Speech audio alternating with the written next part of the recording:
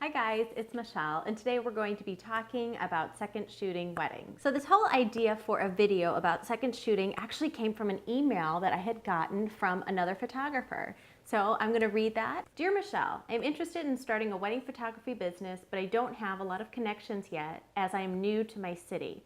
I know that business will be slow at first, but I'm willing to hustle for the work. Do you have any suggestions or tips on what I need to do when starting to contact other wedding photographers about second shooting? So I thought this would be a great idea for a video because it really directly pertains to what a lot of new photographers or photographers going into new cities want to know. So I can only speak from my own experience, but I thought today I would give you some tips on what I'm looking for in second shooters, what I'm looking for out of our initial communication, what I'm looking for during the interviewing process, and on the actual wedding day. So this is going to be really good, guys. So grab your pen and your paper and get ready to write down some really great tips.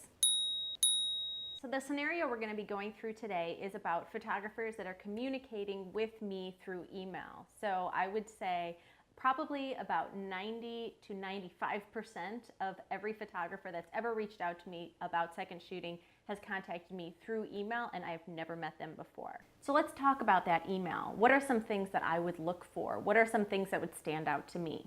Since I'm the individual reading it as the business owner, I want that email to be personal. I want to read through that email and see that you took the time to say my name, that you took the time to address something about my business. Maybe you did the legwork earlier and look through my website and you comment on that, comment specifically on some of my work or how my work is. I hate to say it, but I've gotten so many emails from other photographers where they say something about my work or the quality or the style, and I'll sit there and be like, that's not the style I shoot in. This email isn't for me. This email was for someone else and they copied it in. If I can tell that as the business owner, then you've done something wrong. So you want to keep it personal and you want to actually write out a specific email just for me. Even if you're contacting 12 different photographers, actually rewrite the email and make sure that you change it. Make it personal, because believe me, I will notice, we all notice. I just gave it away in the last point, but definitely check out their website first. Check out anything that you can find out about the business on their social media stream, if they have a YouTube channel, Facebook page, their website, anything that you can find out about the business. I want to see that you've done your legwork a little bit and that you actually know who you're contacting. Like I said before, if I can tell that you're not contacting me or this email was meant for someone else, then that's kind of a failure and I'm just gonna look past that email.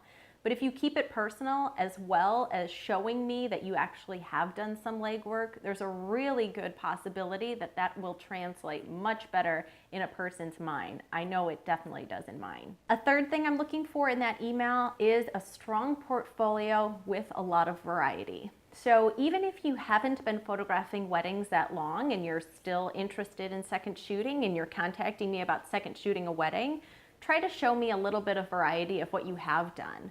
If you have never done a wedding, at least be honest with me, tell me that, and show me a portfolio of something that would be similar to a wedding day. Maybe a large event, maybe a styled shoot, something like that. I really do, as a photographer, want to see variety in those. I don't just want to see portraits. I don't just want to see details. I don't just want to see an event, maybe like a reception type setting. I want to be able to trust you throughout the full day. So as much of an idea as I can get of your skill level will definitely pay off and will push you to the front of the line, so to speak. So that's honestly really all I'm looking for in an email. I'm looking for you to be personal, to actually show me the legwork that you are writing about my business, and also a portfolio. If you can manage to get those three things in there, there's probably a pretty good chance that we could take it to the next step. So what do you need to know at the in-person meeting or a phone meeting, depending on which you do? For me, I'm really looking for 4 specific things during this time. The first is be professional. Treat this as though it's a job interview, because honestly, it really is.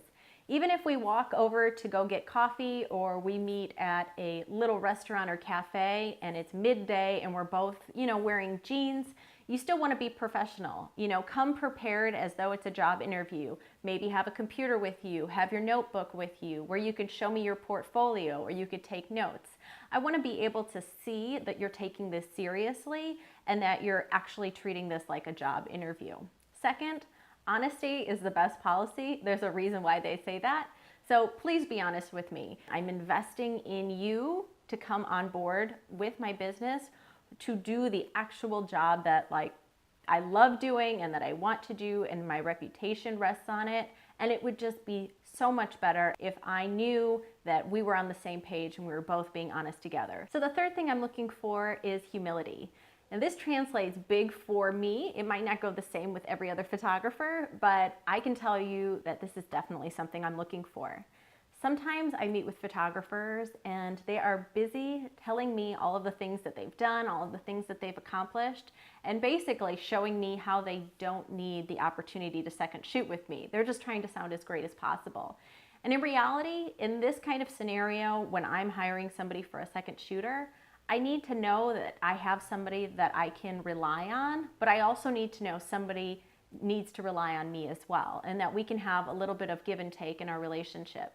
So if you can convey to me that you have humility of spirit and that you're willing to learn and you're willing to be instructed, that will go so far with me. So the fourth thing is I just want to see that you're a hard worker. So take the time to explain that you'll be willing to do anything and everything to make the wedding day as good as possible, and really that there's no task that's beneath you. So to recap those four things real quick, I just want you to remember that you have to be professional, that you definitely have to be honest, be humble, and to be a hard worker. So on the wedding day itself, you are still in that interviewing process. You definitely want to behave in a way that still reflects professionalism and that still shows that photographer that you are trying to prove yourself to them. So what specifically do I look for on the wedding day? The three things that I actually look for on the wedding day, they really aren't about shooting at all. All of it is about service, either service to my customer or service to me.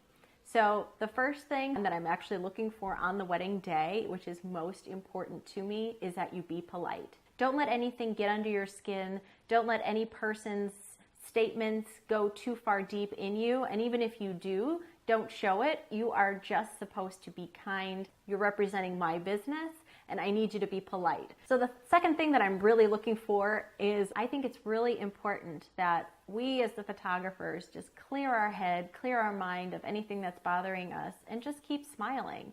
It's definitely the kind of day where you need to check your problems at the door.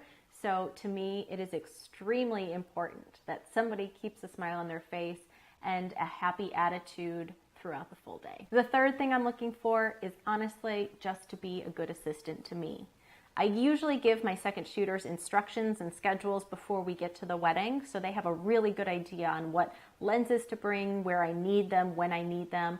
But I definitely need somebody who's got their head in the game and who's just ready and willing to do whatever I need them to do. So for me, for my business, that is extremely important. It shows value to me that you were there and you are willing to give me whatever I need to make this day happen. And it shows me that we're in it together. Especially if those three things can be accomplished, to be polite, to keep a smile on your face, and assist me as hard as you can. Obviously, I feel like we have teamwork going then, and you will definitely be getting a call back from me to second shoot again. So that's it, guys. Really easy stuff. I'm so glad that you stayed to watch the whole video, and I wish you the best of luck as you're reaching out to other photographers, making your contact, and just enjoying the process of working with somebody new. So I would love to hear if you have any other tips of anything that has worked for you in the past, or if you're a photographer and you look for other things when you're looking for second shooters, definitely feel free to leave comments below. Like this video if you enjoyed it, and feel free to subscribe. I will see you next time, guys. Bye.